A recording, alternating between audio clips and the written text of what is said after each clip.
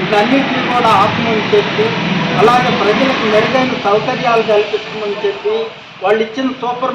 మేము ఒక్కటే చెప్తా ఉన్నాం, వైఎస్ఆర్సీపీ కార్యకర్తల మీద, నాయకుల మీద కేసులు బనాయించి జైల్లో పెడితే వైఎస్ఆర్సీపీ నిర్వీర్యం అయిపోతుంది అనుకుంటున్నారు. వైఎస్ఆర్సీపీ కేసులకో లేకుంటే జైళ్ళకో భయపడేటటువంటి పార్టీగా.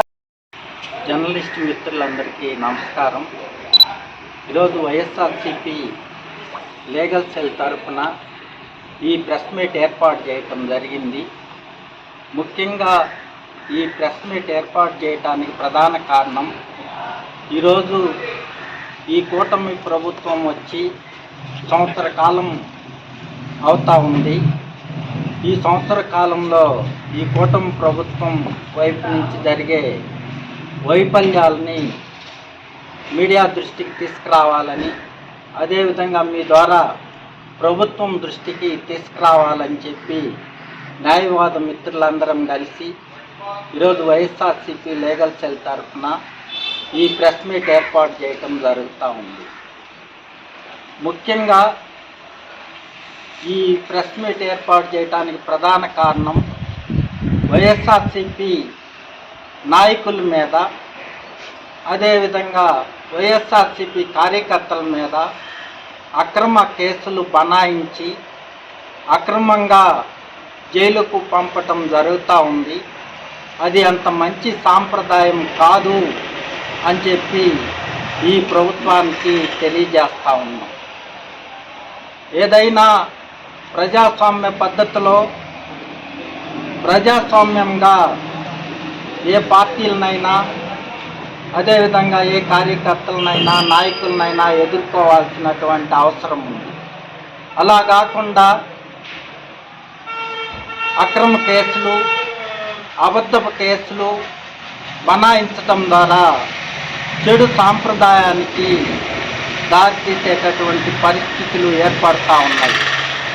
ఈరోజు అనేక మంది కార్యకర్తల్ని ఇబ్బంది పెట్టేటటువంటి పరిస్థితులు ఏర్పడతా ఉన్నాయి.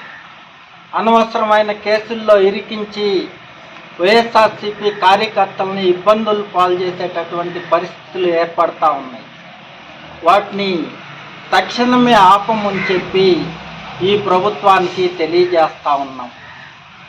అలాగే ఈ ప్రభుత్వం వచ్చి సంవత్సర కాలం పాటు అవుతున్నా కూడా వైఎస్ఆర్సీపీ మీద ఎదురుదాడి చేస్తూ ఉన్నారు. ప్రజలు మీరిచ్చిన హామీలను నమ్మి వైఎస్ఆర్సీపీ ప్రభుత్వం కంటే మంచి పాలన అందిస్తారని చెప్పి ఈ కూటమి ప్రభుత్వానికి ప్రజలు ఓట్లేసి గెలిపిస్తే ప్రజల్ని, అదేవిధంగా ఈ రాష్ట్రాన్ని విధ్వంసం చేసేటటువంటి పరిస్థితులు ఏర్పడతా ఉన్నాయి. మరలా ఎదురుదాడి చేస్తున్నారు. వైఎస్ఆర్సీపీ గత 5 సంవత్సరాల్లో విధ్వంసం సృష్టించిందని చెప్పి చెప్పటం జరుగుతూ ఉంది. మేము కొన్ని కంపేర్ చేసి మీకు వివరించాలని చెప్పి మేము భావిస్తూ ఉన్నాం. ఈరోజు విద్యుత్ ఒప్పందాలు జరిగినాయి.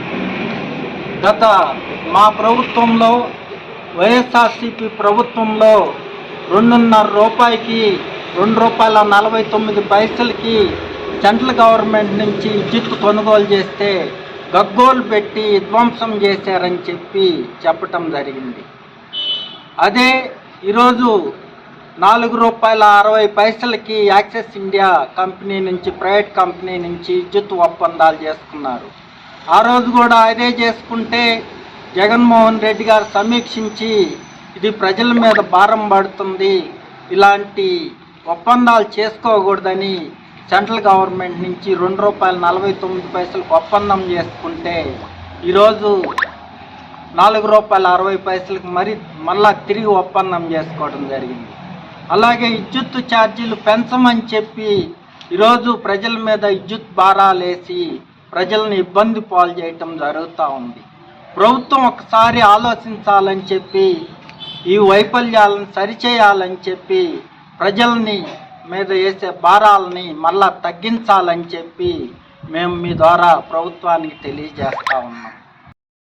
లేకపోతే ప్రతి ఇంట్లో ప్రతి కుటుంబానికి ఉద్యోగం ఇస్తామని చెప్పి మీరు అధికారంలోకి రావటం జరిగింది.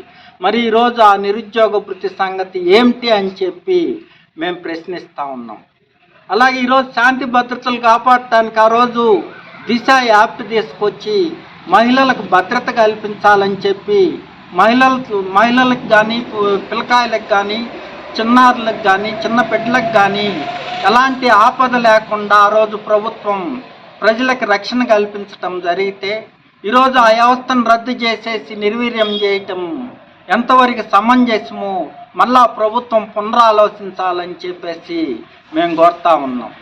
ఈరోజు 2,35,000 కోట్లు అప్పులు చేస్తే 2,35,000 కోట్లు ప్రజలకు పంచటం జరిగింది. ప్రజలకు సంక్షేమం ఇవ్వటం జరిగింది. అభివృద్ధి కార్యక్రమాలు చేయటం జరిగింది. అనేక అభివృద్ధి కార్యక్రమంలో ప్రభుత్వం అభివృద్ధి చేసి చూపించటం జరిగింది. అదే ఈరోజు ఏం జరుగుతూ ఉంది, 1,50,000 కోట్లు ఎక్కడో పోయినాయి అని చెప్పి ప్రభుత్వం ఆలోచన చేయాల్సినటువంటి అవసరం కూడా ఉంది. ఏది విధ్వంసమో ఆలోచించాల్సినటువంటి అవసరం కూడా ఈ ప్రభుత్వం మీద ఉంది అని చెప్పి మేము తెలియజేస్తూ ఉన్నాం. ఈరోజు భూముల్ని వాళ్ళ అనుయాయులకి 99 పైసలకే భూముల్ని కంపెనీల పేరుతోటి వాళ్ళ సొంత ఎంపీలకి సొంత వాళ్ళకి భూములు వేల కోట్ల రూపాయలు విలువ చేసే భూముల్ని దారాదత్తం చేస్తే అది విధ్వంసం అవుతుంది. అలాగే 1,50,000 మంది 1,60,000 మంది వాలంటీర్లని ఈరోజు మేము అధికారంలో ఉన్నప్పుడు వాళ్ళకి 5,000 ఇస్తే 5,000 చాలదు 10,000 ఇస్తామని చెప్పి హామీ ఇచ్చినటువంటి కూటమి ప్రభుత్వం ఈ ప్రభుత్వం రావటంతో వాలంటీర్లందరినీ రద్దు చేయటం జరిగింది. 1,60,000 మంది కుటుంబాలు ఈరోజు ఈదిని పట్టడం జరిగింది. వాళ్ళ 5,000 తోటే వాళ్ళ సంసారాలని చేసుకుంటూ ప్రజలకు సేవ చేస్తూ ఉంటే వాళ్ళకి మా ప్రభుత్వం 5,000 పారితోషికం ఇస్తూ ఉంటే ఈరోజు వాళ్ళందరినీ కూడా ఈదిని పడేసేటటువంటి పరిస్థితిలోకి ఈ ప్రభుత్వం వెళ్ళిపోయింది. అది మంచి సాంప్రదాయం కాదు. మీరు ఇచ్చి తీసుకొని రావాలని చెప్పి మేము ఈ ప్రభుత్వాన్ని విజ్ఞప్తి చేస్తూ ఉన్నాం. ఉన్నటువంటి పరిస్థితుల్లో వరుస సంఘటనలు మనకు తెలియజేస్తూ ఉన్నాయి. నెల్లూరులో వరుస హత్యలు, అదేవిధంగా ఈ మధ్యకాలంలో వైఎస్ఆర్సీపీ కార్యకర్తని ఈ నియోజకవర్గంలోనే నాగాయగుంటలో ఒక కార్యకర్తని హత్య చేయటం జరిగింది. అలాగే చాలా మహిళల మీద హత్యలు జరుగుతూ ఉన్నాయి. అలాగే దళితుల మీద హత్యలు జరుగుతూ ఉన్నాయి. దళితుల్ని గ్రామ బహిష్కరణ చేస్తున్నారు. వీటినే విధ్వంసం అంటారు. ఈ విధ్వంసాన్నింటినీ కూడా ఆపాలని చెప్పి ఈ ప్రభుత్వానికి మేము తెలియజేస్తూ ఉన్నాం. నాయకులకు అతోటి న్యాయవాదులకు ఈ ముఖ్యంగా యొక్క ఉద్దేశం ఈరోజు సమావేశ ఉద్దేశం ఈ కూటమి ప్రభుత్వం రకరకాల ఆలోచనలతోటి రకరకాల కుతంత్రాలతోటి రకరకాలైన కేసుల్ని బనాయిస్తుంది. ఎవరైతే నాయకులు కానీ కార్యకర్తలు కానీ లేకపోతే పార్టీ అభిమానులు కానీ ఉన్నారో వాళ్ళని భయభ్రాంతులకు గురి చేసి వాళ్ళని భయపెట్టి లొంగ తీసుకోవాలని లేకపోతే కేసులు పెట్టి జైలుకి పంపిస్తామని భయపెట్టేటువంటి పరిస్థితి తీసుకొని వచ్చి ఈ రెడ్ బుక్ రాజ్యాంగం అనేటువంటిది అమలు చేస్తున్నారే కానీ ఇప్పుడు ప్రజాస్వామ్య ప్రభుత్వం అనేటువంటిది మన ఆంధ్రప్రదేశ్లో అసలు జరగటం లేదు. నేను ఒకటి మనవి చేస్తూ ఉన్నాను. ఇప్పుడు వీళ్ళు చేసేటువంటి టెక్నిక్ లేదంటే మీరు అందరూ రోజు చూస్తూ ఉంటారు. ఎవరో అక్కడిని వాళ్ళ మనుషులు అక్కడ పట్టుకొని వచ్చేది అతని చేత ఇంకోరి పేరు చెప్పించేది, వాళ్ళ దగ్గర నుంచి మళ్ళీ ఇంకోరి చేత పేరు చెప్పించేది, వాళ్ళ దగ్గర నుంచి మళ్ళీ ఇదిగో సామాచారం గారని నా పేరు చెప్పించేది, నా మీద కేసు పెట్టేది. నేను అదేమంటే మన జైలుకు పంపిస్తే భయపెడతారని. ఇవన్నీ కూడా ఈ కుతంత్రాలు ఈ కుట్రలు ఇవన్నీ కూడా తిప్పి కొట్టేదానికి వైఎస్ఆర్ కాంగ్రెస్ పార్టీ యొక్క లీగల్ సెల్ సిద్ధంగా ఉంది. ఏ పరిస్థితి ఎదుర్కోవడానికి మేము పార్టీకి అండదండలుగా మేము ఉంటాము అని చెప్పి అందరికీ మనం చేసుకున్నాం. ఇప్పుడు ఈ పోలీస్ యంత్రాంగం పోలీసు వాళ్ళు చెప్పేది ఏంటంటే మాకు సార్ పైనుంచి ఆర్డర్లు వస్తున్నాయి, మమ్మల్ని ఒత్తిళ్ళు వస్తున్నాయి, తప్పని పరిస్థితిలో మేము చేస్తున్నామని చెప్పి కొంతమంది పోలీసు వారు చెప్పడం జరుగుతూ ఉంది. నేను పోలీసు వారికి చెప్తున్నాను, పోలీసు వారు కాకి గుడ్డలను గౌరవించండి. మీరు కష్టపడి ఉద్యోగంలోకి వచ్చారు, ఆ ఉద్యోగం మీ మీద నమ్మకంతో గవర్నమెంట్ వాళ్ళు అపాయింట్ చేశారు.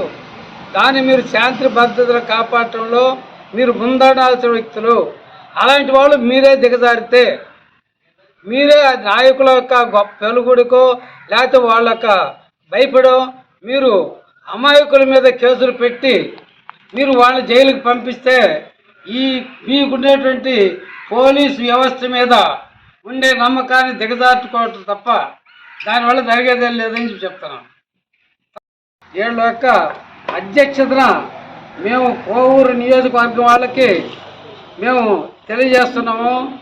ప్రతి శనివారం మాకు ప్రసన్న కుమార్ రెడ్డి గారు చెప్పినట్టుగా మన మాజీ మంత్రులు మన ఎక్స్ ఎమ్మెల్యే గారు ప్రసన్న కుమార్ రెడ్డి గారు చెప్పినట్టుగా ప్రతి శనివారం 4:30 నుంచి 6 గంటల వరకు ప్రతి న్యాయవాది, లీగల్ సెల్ న్యాయవాది ఇక్కడ ఆఫీసులో మేము అనుకూలంగా ఉంటాము. మేము ఖచ్చితంగా హాజరవుతాము. ఏ ఒక్క ఇబ్బందులు వచ్చినా కూడా పార్టీ కార్యకర్తలు కానీ, నాయకులు కానివ్వండి, ఇతర వ్యక్తులు కూడా. ఎందుకంటే నేను ఎందుకు చెప్తానంటే, జగన్మోహన్ రెడ్డి గారు పరిపాలన చేసినప్పుడు ధనామన భేదం చూడాల. వీళ్ళు మన వైఎస్ఆర్సీ పార్టీలో తెలుగుదేశం పార్టీలో చూడాల. అందరికీ పనులు చేయమన్నారు, అందరికీ పనులు చేశారు. కానీ ఇప్పుడు ఆ పరిస్థితి లేదు. కాబట్టి ఇప్పుడు నేను చెప్తున్నా, అవతల పార్టీ వాళ్ళైనా అన్యాయం జరిగి మీ గవర్నమెంట్లో కనుక మీకు అన్యాయం జరిగితే మా దగ్గరకు వస్తే మేము సహాయం చేయడానికి సిద్ధంగా ఉన్నాము. దానికి నేను అందరూ కూడా మీ ద్వారా తెలియజేస్తుంది ఏంటంటే, పోలీసు వాళ్ళు కేసులు తీసుకోవాలా, వాళ్ళు ఏదో మనకు న్యాయం చేయాలా అనేటువంటిది ఎక్కడ కూడా చట్టంలో లేదు. ఎందుకంటే తీసుకొని న్యాయం చేయటం వాళ్ళ ధర్మం. వాళ్ళ ధర్మాన్ని వాళ్ళు పాటించినప్పుడు వేరే మార్గాలు ఉన్నాయి. ఆ మార్గాలు ఏంటంటే, మీరు నెక్స్ట్ మా దగ్గరకు వచ్చారంటే పోలీసు వాళ్ళు ఎస్ఐ గారికి రిపోర్ట్ ఇచ్చారు, ఎస్ఐ గారు పట్టించుకోనప్పుడు మీరు ఇక్కడ ప్రతి శనివారం 4:30 గంటలకి మన ఈ మండలాల నాయకులకు కానీ లేకపోతే మా దగ్గరికి ఎక్కడికి వచ్చిన కోవూరికి మేము సలహా చెప్తాము. తర్వాత నెక్స్ట్ స్టెప్ ఏంటంటే, మన అందరం కలిసి ఎస్పీ గారికి రిపోర్ట్ తయారు చేసి ఈ విధంగా మాకు అన్యాయం జరిగింది, ఎస్ఐ గారు పట్టించుకోలేదు అని చెప్తే దాని మీద ఖచ్చితంగా ఎస్పీ గారు చర్య తీసుకోవాలి. అప్పుడు కూడా ఎస్పీ గారు చెప్పినా కూడా ఈ రాజకీయ నాయకులు పరుగుబడికి లోబడి వాళ్ళు యాక్షన్ తీసుకోకపోతే మనం ప్రైవేట్ కంప్లైంట్ కోర్టులో వేసి వాళ్ళ మీద చర్య తీసుకునేదానికి మనకు అవకాశం ఉంది. కాబట్టి ఈ విషయాన్ని మీరంతా కూడా మన నియోజకవర్గ కార్యకర్తలకి ఏదైనా కూడా పోలీస్ స్టేషన్లో కానీ ఏదైనా ల్యాండ్ ఆర్డర్ ప్రాబ్లంలో కానీ ఏమున్నా కూడా వాళ్ళ వెనకుండి మేము నడిపించేదానికి సిద్ధంగా ఉన్నాము. ఈరోజు వైఎస్ఆర్ కాంగ్రెస్ పార్టీ మండల కార్యాలయంలో లీగల్ సెల్ ముఖ్య న్యాయవాదులు వాళ్ళ సమయాన్ని వేచించి ఈరోజు పార్టీ కోసం మేము సైతం ప్రసన్న కుమార్ రెడ్డి గారి ఆదేశాల మేరకు, సూచనల మేరకు కార్యకర్తలకి అండగా ఉంటామని చెప్పి తెలియచేయడం చాలా సంతోషకరం. లాయర్లు ఎంత బిజీగా ఉంటారో మనందరికీ తెలుసు. అంత విలువైన సమయాన్ని కూడా వాళ్ళు ఈరోజు పార్టీ కోసం వేచిస్తున్నారంటే నిజంగా వాళ్ళందరికీ వైఎస్ఆర్ కాంగ్రెస్ పార్టీ ఎప్పుడూ రుణపడి ఉంటుందని, అదేవిధంగా వైఎస్ఆర్ కాంగ్రెస్ పార్టీ కార్యకర్తలకి లీగల్ సెల్ ఎప్పుడూ అండగా ఉంటుందని, ప్రతి శనివారం 4:30 నుంచి 6 గంటల వరకు లీగల్ సెల్ అందుబాటులో ఉంటుంది. వాళ్ళకి ఏ కష్టం వచ్చినా లీగల్ సెల్ ముందుండి వాళ్ళ సమస్యల్ని తీర్చే విధంగా వాళ్ళు ముందుంటారని ప్రత్యేకంగా తెలియచేసుకుంటూ మరొకసారి లీగల్ న్యాయవాదులందరికీ ప్రత్యేక ధన్యవాదాలు తెలుపుకుంటూ నాకు ఈ అవకాశం కల్పించిన మీ అందరికీ ధన్యవాదాలు తెలుపుకుంటూ సెలవు తీసుకుంటున్నాను.